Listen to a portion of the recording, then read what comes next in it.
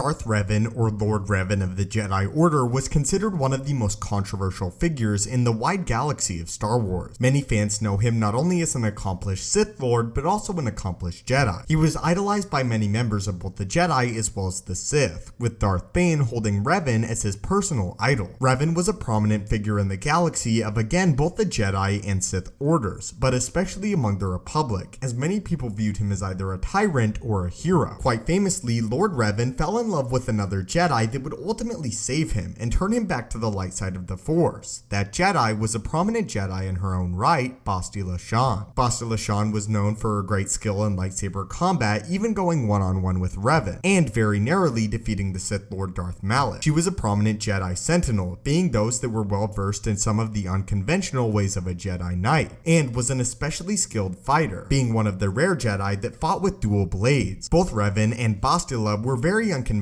Jedi, and it makes sense that they would have an unconventional child. That is correct, Darth Revan actually did have a child, although he would never have the chance to father him. Although it's not very well known, Bastila Shan and Revan actually did get married. However, Revan would not be able to remain with his new wife for very long, as he felt a calling of the dark side of the Force, and was determined to succeed in his ultimate mission, the mission that he set out after the Great Mandalorian War. That mission was to kill the Sith Emperor. The Sith Emperor we all know as Darth Vitiate. Unfortunately, when Darth Revan ventured out to destroy Darth Vitiate, he would never return home. And without his knowledge, Bastila Shan would actually give birth to a young boy that she would name Venera. Unfortunately, Darth Revan would ultimately be captured by the Sith Emperor and would remain his prisoner for 300 years, never actually getting to meet his son, Venera. What made Venera extremely interesting is he looked exactly like his father did during the Jedi Civil War. He had pale skin and long brown dark hair. His eyes were also dark brown as well, and many people believed that they were staring into the face of Revan whenever they looked at Venera. However, there was something else peculiar about this boy. He had no sensitivity to the Force. Despite his parents being some of the most powerful Jedi in recorded history, Venera had no affinity with the Force at all. However, he had inherited both his father's and his mother's sharp mind, and although he was not allowed at the Jedi Order, as again he was not Force sensitive,